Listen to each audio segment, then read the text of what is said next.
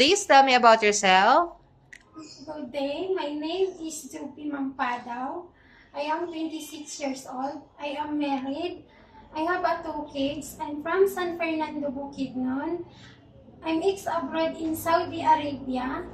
I finished my contract 2023 to 2025.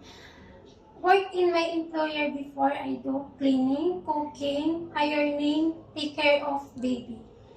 Why do you want to work abroad again? I want to work abroad again because I support my family and I'm willing to take care of kids and eitherly I'm willing to do all around housework. I know how to cook Arabic foods like chicken kabsa and biryani.